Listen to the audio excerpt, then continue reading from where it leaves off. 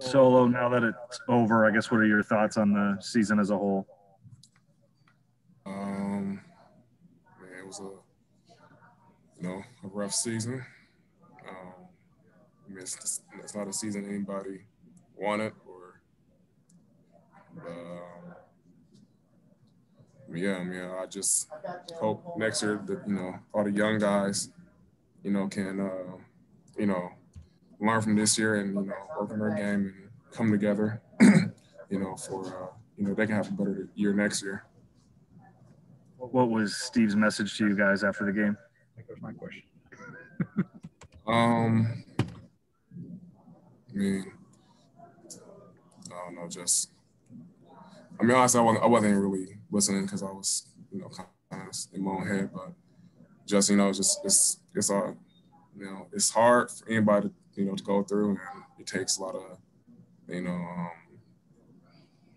I forgot the word to use, but, obviously just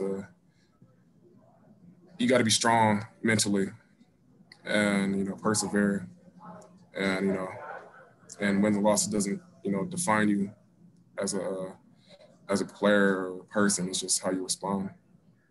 Obviously, you've been in this program a long time. I got to imagine, or what were you thinking about when you say you're in your head? I imagine you're thinking about the last 5 years. I mean, I was just thinking about the game, just anything I, could have did to, propel us to the win, or, I think we could have did as a group to do better. I mean, that's just kind of like how I think as a player, just if I could have done better, to help get the win. Thanks, Solo. This is Randy. Iowa State basketball has been built on 4 year guys: Matt, Naz, Monte, George, yourself. What's happened that guys just don't stick around for 4 years anymore? And I'm not talking about going to the pros either. I'm talking about coming and then getting into transfer portal. What's going on there, do you think? I mean, obviously, everybody is in different situations. I mean, I think maybe partly it's because, maybe like new guys come in, with too big of an ego, or, because obviously, you're the best player in high school, and you get to college, you're not the best player anymore. And you gotta, kind of work your way back up the ladder. And I don't know, maybe, just new generation doesn't really have, like the same mentality, but I mean, I can't speak on, everybody's situation because, it could be a totally different situation than that. All right. Thanks, Solo.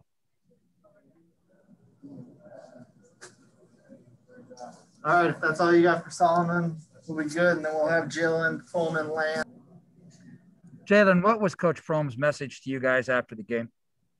It was a mixture of a lot of stuff. It's just our last game in the regular season, so it was a mixture of, farewells, things. First of all, the game, how it went, how the season went. It's kind of a recap. He touched on a lot of things, so it was a lot. Did he mention anything about his future at Iowa State to you guys, or? It was a mixture of a lot of things. It's kind of hard to say. He touched on a lot of different topics. Okay, thanks. Jalen, you mentioned Steve kind of went over the year. I guess from your perspective, when you look back at the last few months, what stands out to you? Just kind of, with this, although, yes, it's my first year playing at Iowa State and in this conference, but, it was an abnormal year for me just playing college basketball, even from the beginning, but having a lot of cancellation, even with preps before the cancellations with the summer and having to work out in pods and not being able to, build synergy and kind of build camaraderie with my team. So it kind of started weird from the beginning of the year in the summertime before the non-conference even started. So it was abnormal to say the least, but I felt like, I learned a lot about, you know, myself individually and as a teammate and as a man. And I feel like it allowed me to grow and build character. So I'm appreciative of it. And I learned a lot, you know.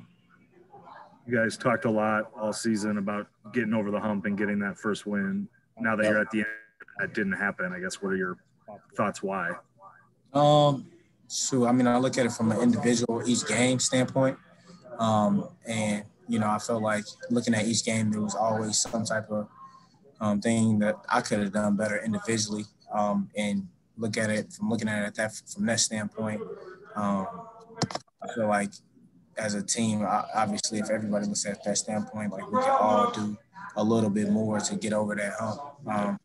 But unfortunately, that's not how kind of it works. You can't live in retrospect. But I feel like, you know, the effort that we put forth today was good. And I feel like it was good as we had capped off the year, but it was just details, focus things, and strategy-wise that we could have done better. You've already had a longer college career than 99% of the guys. What's your plan, you know, with the extra year of eligibility? Do you plan on using it? Or we'll figure it out. I'm gonna talk to my parents, talk to my family about it. Like I said, although I played a lot, you know, I've been playing for a decent amount of time. I haven't really been actually playing due to injuries. I transferred from U of I, University of Illinois, and having to sit out.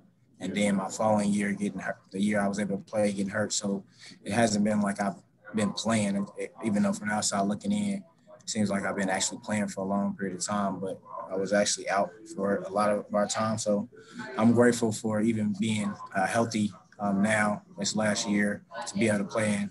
I'm going to build off of kind of my progression at the end of the year from the beginning to the end, you know, from just playing, having repetition under my belt. And it's going to continue to get better as I play more. Jalen, just way off beat here. What do you think about the Illini, by the way they're doing? I mean, no, I still got some. I got a lot of good friends and mentors from U of I, and I can only commend them. Like, they play hard, they gel well. I got a lot of good relationships, even still on their staff. So, you know, I commend them. They work for it, they earn it. So I hope all is well. Thank you very much. Yes, sir. Thank you. Thanks for having me. Jalen, one more for you. Just curious for you personally, I guess what emotions maybe do you feel now that either this season's over? I know you said you're not decided yet if you'll come back next season, but just that this season's over, I guess, what are maybe your emotions in general? You know, it's just a lot. I'm not really big on, I'm not too much of an emotional guy. I look at it from a black and white kind of standpoint of what I could do to get better from an injury. Did I leave it all out there, even with losses? One thing, I don't like to live with regret, and I don't like to play. I don't like to leave games where I feel like I could have done more from an effort standpoint. Yes, I'm gonna miss shots. Yes, I'm gonna do some things that may be kind of out of my control or I can tweak a little bit, but the effort, you know, playing defense, taking charges, leaving it out there. And I feel like I've done that throughout this year, and I can live with that. And that's why I'm going to continue to, and I feel like I progressed individually. I try to be as efficient as I could. That was one of my roles. Coming to, you know, Iowa State, be efficient, be around like 45 from 2, around 40 from 3, and shoot 90%. And that was kind of like my goal for the team, and play defense and be a great leader. So I try to look at it from that standpoint and continue to build. And that's kind of what my mindset. There was a lot of things I probably could have done individually each game that I feel like I could have done. But from a holistic standpoint, I feel like my effort was there, and it's going to continue to be there. That's who I am. Thank you. No problem. Appreciate it. You good, Travis? Any questions? I'm good, Jalen. I appreciate it, though. Thank you, man. Thanks for having me. Appreciate you. No problem.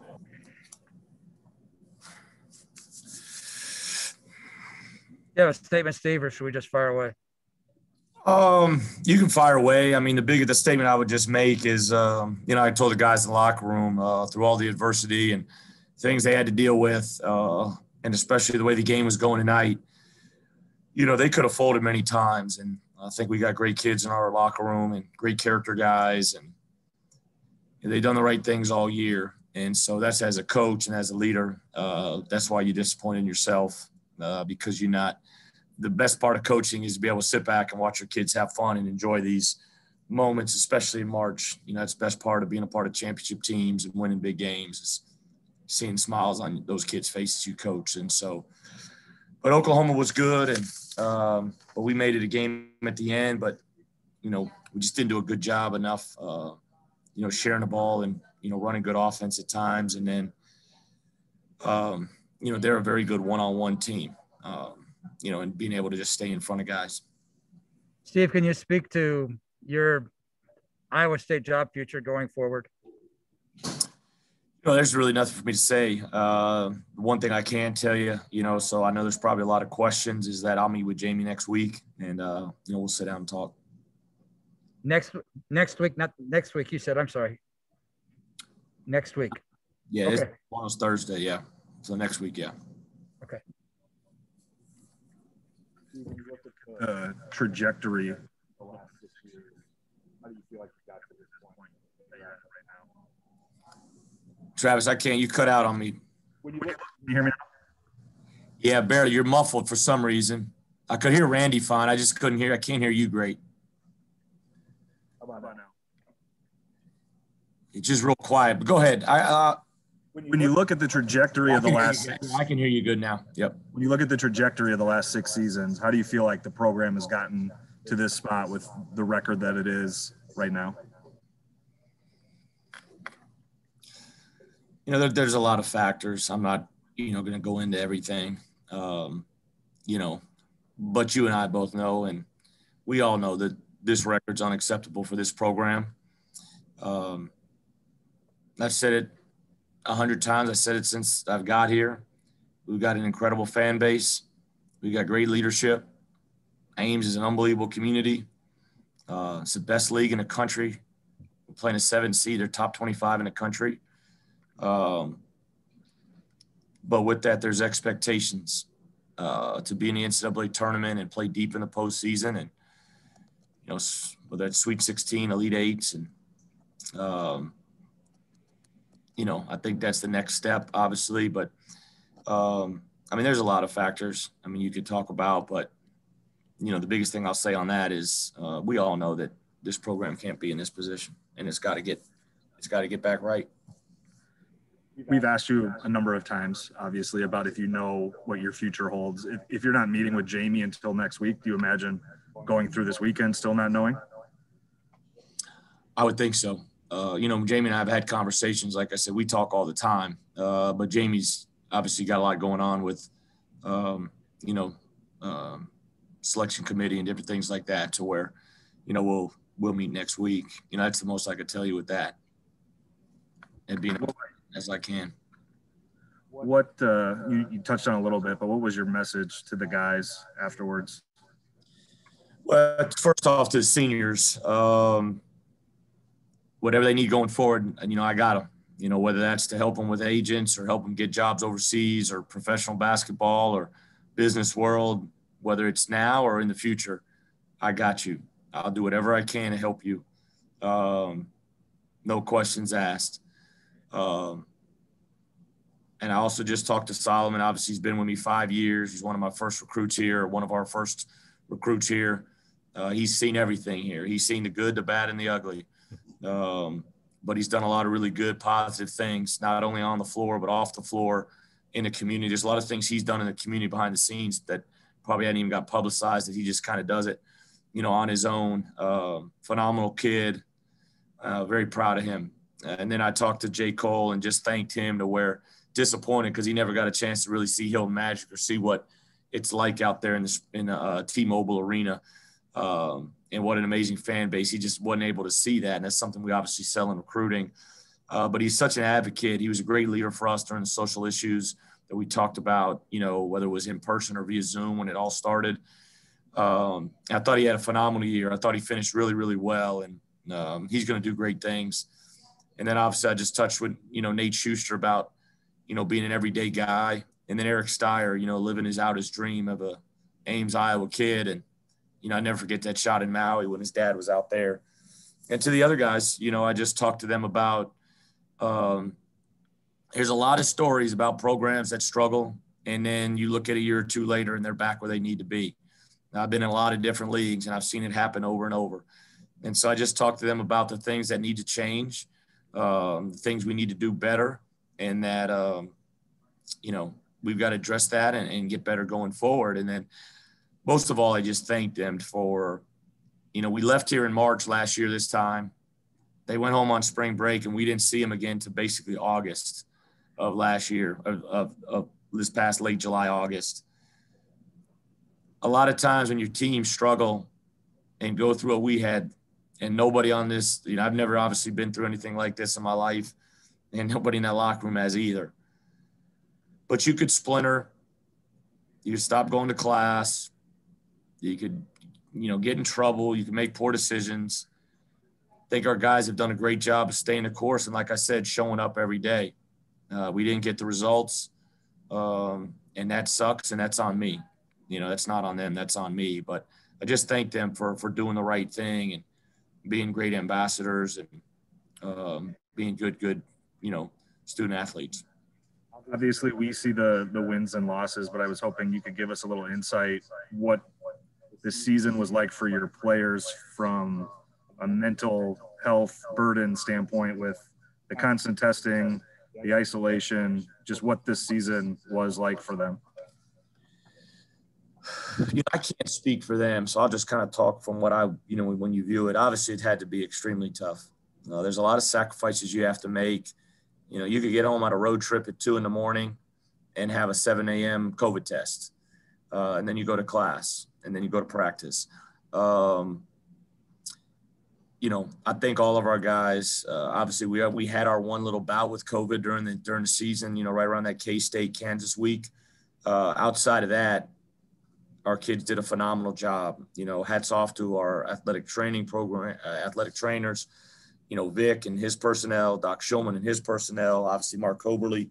Those guys did a phenomenal job of making sure, you know, Micah Byers, you know, making sure our guys did the right things and were up to date on everything we needed to do. And so I'm sure it was a mental strain on those guys in a lot of different ways, you know, socially, emotionally, even academically. But like I said, man, I think these guys did an unbelievable job of handling it. And that's why it's unfortunate the way the season went. You know. Thank you.